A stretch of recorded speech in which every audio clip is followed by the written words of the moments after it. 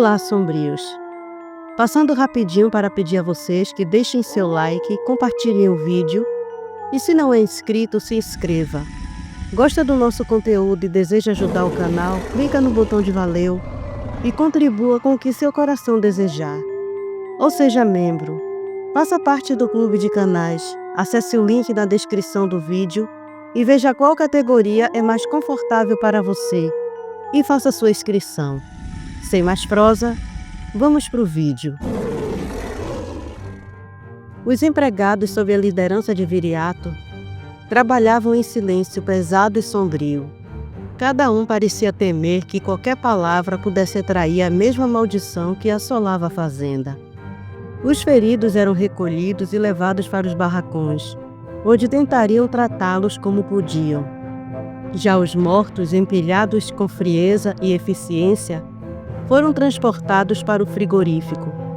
O cheiro acre de sangue fresco impregnava o ar, tornando o trabalho ainda mais angustiante. Entre os corpos armazenados no frigorífico, repousava o de Aloísio Fagundes, oculto sob camadas de sacos plásticos e gelo. Uma lembrança constante da degradação moral que havia consumido Coutinho em sua fazenda. Os animais que restaram, inutilizáveis para o comércio, foram destinados ao consumo interno. O destino da fazenda, outrora próspera, parecia selado. Quando a noite caiu, trazendo uma escuridão mais opressiva do que o habitual, a atmosfera na fazenda tornou-se sufocante. No casarão principal, Coutinho ainda estava em estado de choque. Sentado em sua cadeira de couro na sala de jantar, ele observava com olhos vazios a mesa posta pela empregada. Havia saladas frescas, arroz soltinho e uma costela de porco assada, dourada e bem temperada. O aroma do prato deveria ser convidativo, mas para Coutinho, o simples vislumbre da carne trouxe à tona as imagens do abatedouro. Ele tentou desviar o olhar, mas seus olhos eram atraídos de volta como se algo o forçasse a encarar a refeição. Um vento gelado soprou pela sala. O frio atingiu a nuca de Coutinho, arrepiando cada fio de cabelo. Ele virou levemente a cabeça, mas antes que pudesse identificar a origem da brisa, ouviu um som gutural. Um grunhido profundo, que parecia vir de todos os cantos e ao mesmo tempo de nenhum lugar. Seus olhos voltaram à mesa, fixando-se na costela assada. O prato estava ali, imóvel, mas algo parecia errado. Ele piscou rapidamente, tentando dissipar a sensação, mas então viu o impossível. A carne começou a se contorcer, as fibras musculares se retorcendo como se ainda houvesse vida nela. O som de gritos lancinantes irrompeu pela sala.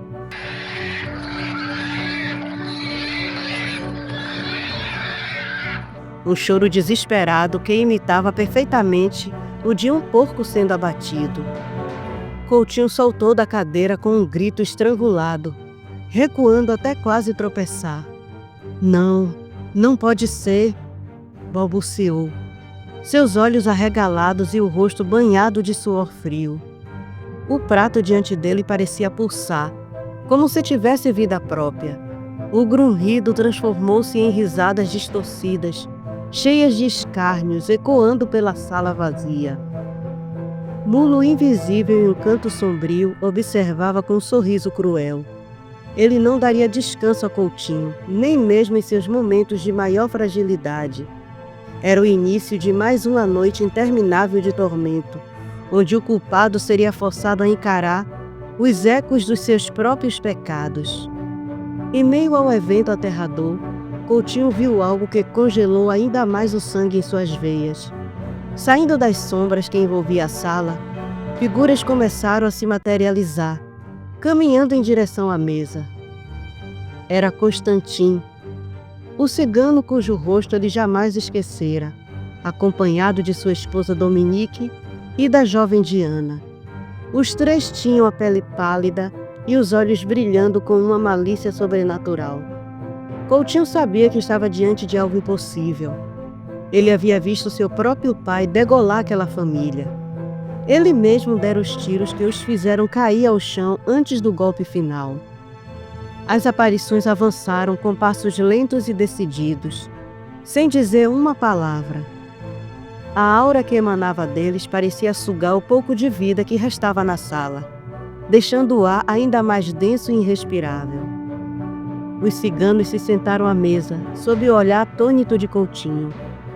Ele ficou paralisado, observando-os começarem a comer a costela de porco, a mesma que se contorcia e gritava como um animal em agonia. Cada mordida parecia ecoar pela sala, misturada com os grunhidos e os gritos da carne viva. Eles riam, gargalhavam alto, um som que parecia vir de outro mundo, reverberando nas paredes do casarão. Diana mastigava devagar, seus olhos fixos nos de Coutinho, como se saboreasse tanto a carne quanto o medo dele. "Está com fome, coronel?"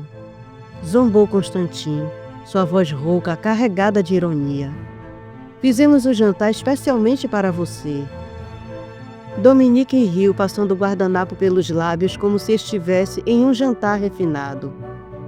Coutinho, tomado por uma mistura de medo e fúria, engatilhou a espingarda que sempre mantinha ao alcance. Ele sabia que era inútil, que tiros não poderiam ferir o que estava à sua frente, mas o desespero era mais forte que a lógica. "Saiam daqui, malditos!" gritou, erguendo a arma com as mãos trêmulas. "Vão para o inferno de onde nunca deveriam ter saído." Antes que pudesse disparar, algo paralisante aconteceu. Um bafo quente atingiu sua nuca, contrastando brutalmente com o frio que impregnava o ambiente.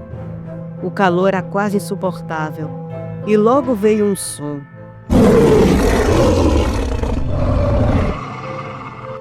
Um rosnado grave e profundo ecoou pela sala, vibrando como o som de uma tempestade.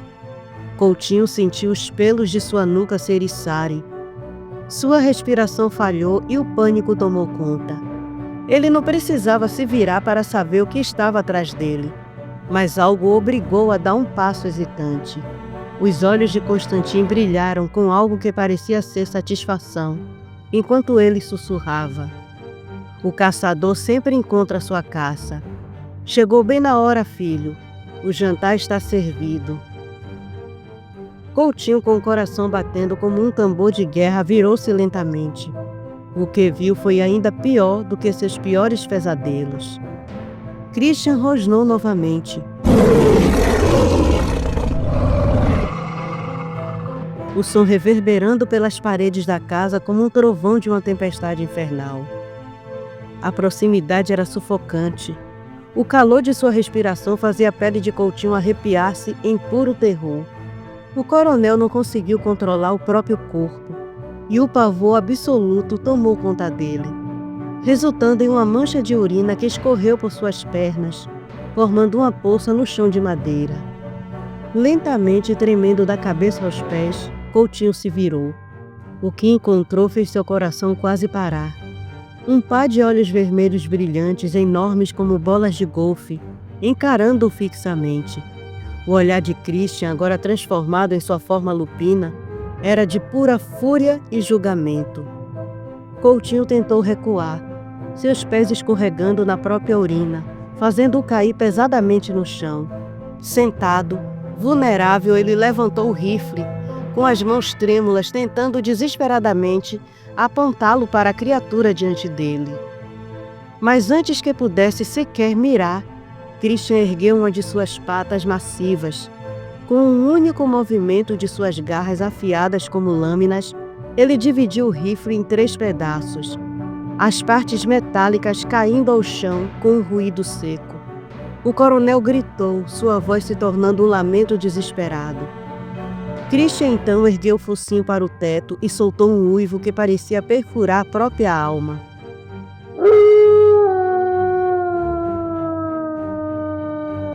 O som foi tão potente que as paredes da casa tremeram e todas as janelas explodiram, estilhaços de vidro voando em todas as direções.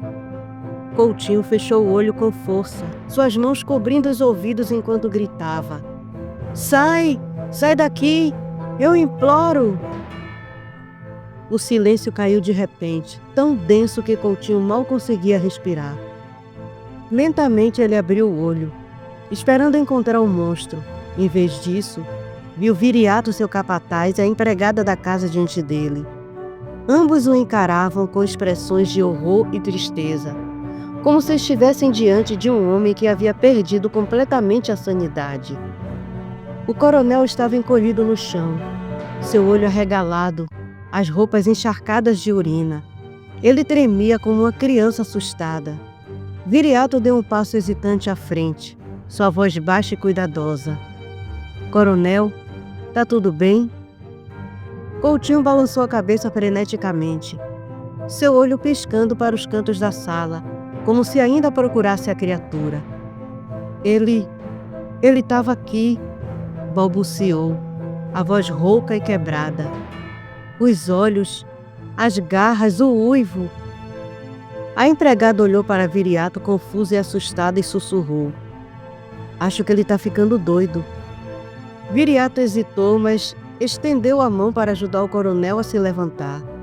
O coronel, no entanto, recusou, encolhendo-se ainda mais. "Não toquem em mim!" gritou ele, apontando para um canto vazio. "Ele ainda está aqui, está esperando." A empregada olhou para o capataz novamente, murmurando: "Talvez seja melhor chamar o delegado ou um médico." Viriato apenas assentiu. Mas no fundo sabia, não havia médico que pudesse curar o que estava acontecendo com o coronel. A fazenda estava mergulhada em algo muito além do controle de qualquer mortal. A empregada deu um passo hesitante para trás, mas parou ao ouvir o grito estridente de Coutinho: "Não se atreva a chamar ninguém. Eu não preciso de médico, e muito menos quero o traidor do meu tio aqui. Eu não estou louco." Ele apontou com o dedo trêmulo para o chão, onde os pedaços do rifle deveriam estar. "Olhe para o meu rifle! Olhe!" Sua voz se quebrou de repente, e ele silenciou, seu rosto assumindo a expressão de pura confusão. O rifle estava exatamente onde deveria estar, encostado na mesa, intacto, como se nunca tivesse sido tocado.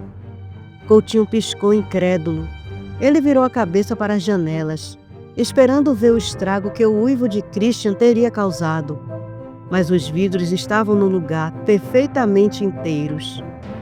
Ele se virou para a mesa, seu coração disparando no peito. As saladas, o arroz, a costela assada, tudo estava disposto exatamente como a empregada havia deixado, sem nenhum sinal de sangue ou movimento sobrenatural. Por um momento Coutinho ficou imóvel, como se tentasse processar o que via. Seu olho se arregalou e ele murmurou para si mesmo: Não pode ser, eu ouvi." Suas pernas fraquejaram e ele caiu de joelhos. A sensação de urina fria em suas calças o trazendo de volta à realidade. Com dificuldade ele começou a se levantar, escorregando algumas vezes, os movimentos desajeitados e desesperados. Finalmente, tremendo, ele conseguiu ficar de pé. Seus olhos se fixaram na empregada, que o olhava com uma mistura de pena e temor. Ele balançou a cabeça lentamente, como se tentasse negar o que estava acontecendo. Sem dizer mais nada, Coutinho deu passos incertos para trás, afastando-se da sala. Suas mãos tremiam enquanto ele se apoiava nas paredes, arrastando-se em direção ao corredor que levava ao seu quarto. A empregada e Viriato permaneceram onde estavam, paralisados, enquanto ele desaparecia na escuridão da casa. No corredor, Coutinho murmurava para si mesmo, cada palavra carregada de medo. Eu não estou louco. Eu não estou louco. Isso foi real. Quando alcançou seu quarto, trancou a porta atrás de si com as mãos trêmulas. Encostou-se contra ela, o coração batendo freneticamente no peito. O silêncio da noite parecia zombar dele, e o coronel ficou imóvel, encarando a escuridão, como se temesse o que ela pudesse esconder. Ele caminhou até o banheiro, se sentindo humilhado. Enquanto tirava suas roupas, amaldiçoava Christian. Se aquele cigano não tivesse aparecido, nada disso estaria acontecendo. Tudo isso é culpa dele, pensava enquanto tomava banho. Ao terminar o banho, ele caminhou até a cama, mas não conseguiu deitar. Ficou sentado na beirada, os olhos perdidos, temendo cada sombra, cada som. Pela primeira vez em anos sentiu algo que nunca admitiria em voz alta: a completa perda de controle. E no fundo, uma pergunta assombrosa ecoava em sua mente, corroendo o que restava de sua sanidade. E se eu realmente estiver perdendo o juízo? Na cidade, Kátia estava se recuperando bem, e os médicos demonstravam otimismo quanto ao progresso dela. Apesar disso, explicaram que ela ainda enfrentaria desafios. A fisioterapia seria necessária e levaria algum tempo até que pudesse andar novamente sem o auxílio de muletas. Uma tarde, quando a luz suave do sol penetrava pelas janelas do quarto, Anselmo chegou para visitá-la. Ele carregava uma pasta de couro escuro, que colocou sobre a mesa ao lado da cama dela. "Boa tarde, Lemos. Como está hoje?" perguntou ele, puxando a cadeira para sentar-se próximo a ela. Kátia sorriu, um gesto cansado, mas sincero. "Melhor, delegado Anselmo. Os médicos parecem animados. A dor diminuiu bastante e eu já consigo dormir direito." Anselmo assentiu, parecendo aliviado. Ele abriu a pasta, retirando alguns documentos com gestos metódicos. "Que bom ouvir isso. Espero que esteja preparada porque trouxe algo importante para você." Kátia ergueu as sobrancelhas intrigada, observando enquanto ele colocava os papéis sobre a mesa diante dela. "O que é isso?" "Os documentos oficiais. Eles transferem para Christian a parte da fazenda que foi comprada pelo seu pai com o dinheiro das terras dos ciganos, bem como os bois adquiridos naquela época." Kátia olhou para os papéis, sua expressão mudando de curiosidade para algo mais reflexivo. Pegou os documentos, examinando-os com cuidado. "Então está feito?" "Está feito." Anselmo respondeu com frieza. Ele recostou-se na cadeira, cruzando os braços. "Mas é uma pergunta importante. Quando vai contar para ele?" Kátia colocou os papéis de volta sobre a mesa e suspirou profundamente, seu olhar perdido no vazio. "Quero contar o quanto antes, mas..." Ela hesitou, franzindo a testa. "Tenho medo da reação dele." "Acha que ele não vai gostar?" "Não sei. Talvez ele compreenda agora com tudo o que aconteceu. Mas mesmo assim é algo grande. Essas terras, elas significam muito para ele, e não apenas pelo passado." Anselmo balançou a cabeça como se ponderasse sobre as palavras dela. "Sinceramente, acho que Christian vai entender. Afinal, são praticamente as terras dele. Uma forma de justiça, mesmo que tardia." Kátia continuou em silêncio, seu semblante dividido entre determinação e dúvida. Enquanto os dois permaneciam sentados ali, ela percebeu algo diferente no semblante de Anselmo. Algo que ia além do motivo de sua visita. "O que houve, delegado?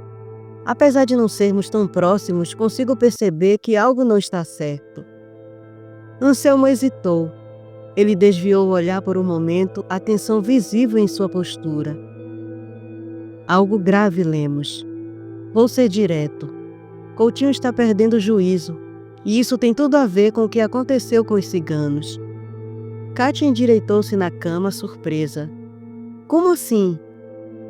Anselmo suspirou fundo antes de continuar, relatando os eventos recentes na fazenda de Coutinho. Ele contou sobre os acontecimentos sobrenaturais, as mortes misteriosas e o estado mental deteriorado do sobrinho. Kátia ouviu tudo com atenção, um misto de surpresa, inquietação e algo que parecia ser satisfação percorrendo-a. Mas, e agora? O que pretende fazer diante disso? Anselmo cruzou os braços, a expressão séria. Não posso fazer nada, Lemos. Isso vai além do que é humano. Faz parte da vingança dos ciganos, e a fazenda foi amaldiçoada por Mulo. Quem está lá dentro não pode sair, e quem entra sem proteção fica preso. Kátia sentiu um arrepio ao ouvir aquilo. Então Coutinho está condenado? Anselmo assentiu lentamente. Sim, e esta noite Christian vai pegá-lo. O quarto mergulhou em um silêncio pesado. Kátia abaixou os olhos para os documentos à sua frente, sentindo o peso daquela revelação. É algo que não posso impedir, Kátia. Apenas aguardar o desfecho, concluiu Anselmo, levantando-se para ir embora. Kátia o observou sair, os pensamentos tumultuados. Embora houvesse justiça no que estava acontecendo, ela não podia evitar um calafrio ao pensar na brutalidade do destino que aguardava Coutinho. Na fazenda, Christian encerrou seu trabalho mais cedo naquela tarde, decidido a visitar Kátia no hospital. Avisou a Aristeu que, ao vê-lo com um sorriso leve no rosto, não escondeu sua satisfação. Ela vai ficar feliz em vê-lo, rapaz. Christian apenas assentiu, um brilho nos olhos enquanto penteava os cabelos e os prendia com uma tira de couro simples. Ele estava tão envolvido em seus pensamentos que quase não percebeu o tempo passar. Quando se virou para sair, porém, deu de cara com Mulo, que o observava na entrada do quarto. O sorriso de Christian desapareceu instantaneamente. Ele conhecia muito bem aquela expressão no rosto do cigano. Não parece feliz em me ver, jovem Calderi. Christian soltou um suspiro pesado, sentando-se na beirada da cama. Não é isso, Mulo, e você sabe. Mulo permaneceu parado por um momento, antes de entrar no quarto. Seus passos calmos, mas carregados de algo que Christian não conseguiu definir de imediato. Ele parou diante de Christian, encarando-o com intensidade. Me entregue as presas de prata, jovem Calderi. Deixe essa última vingança para mim. Você já sofreu demais e merece ser feliz. Christian ergueu o olhar surpreso. As palavras de Mulo o atingiram de forma inesperada, acelerando seu coração. Por um instante, ele permaneceu imóvel, absorvendo o que acabara de ouvir. Você quer me libertar disso? Sim. Mulo respondeu com firmeza. Estou reformulando as regras de vingança, jovem Calderi. Se me deixar cuidar de Coutinho, eu poderei livrá-lo do fardo de ser presa de prata. Christian apertou os punhos e levantou-se, ficando frente a frente com Mulo. Desculpe, Mulo. Sua decisão é louvável, mas você não pode me privar do prazer de matar Coutinho. Mulo estreitou os olhos, avaliando o brilho de determinação e desejo de vingança nos olhos de Christian. Se é assim, ouça bem. Ele disse com um tom sério. Há um custo. Se você seguir com a vingança, eu não poderei libertá-lo deste fardo. Christian arqueou uma sobrancelha, seus olhos escurecendo ligeiramente. O que isso significa? Vou me tornar uma fera descontrolada, como da outra vez? Mulo ficou em silêncio por um momento, como se ponderasse a resposta. Não exatamente. Há uma vantagem, jovem Calderi. Se conseguir se vingar de Coutinho mantendo o senso de justiça, você terá controle absoluto sobre a fera dentro de você. Ela se tornará o seu espírito interior e virá à tona sempre que necessário. E todas as noites você precisará soltá-la, deixá-la correr livre. Christian inclinou levemente a cabeça, analisando as palavras de Mulo. E você? Mulo sorriu de lado, cruzando os braços. Eu estarei aqui pelo resto de sua vida. Christian riu baixinho, pegando o mulo de surpresa quando deu um forte abraço no espírito cigano. Não quero me livrar de você, mulo. Você é minha família agora. Vai ensinar nossos costumes aos meus filhos, que terei com Kátia. Mesmo sendo o que sou, serei feliz. Mulo sorriu, sua expressão se suavizando pela primeira vez em muito tempo. Então vamos, jovem Caldério, disse ele batendo de leve no ombro de Christian. Temos que cobrar a conta do último fazendeiro.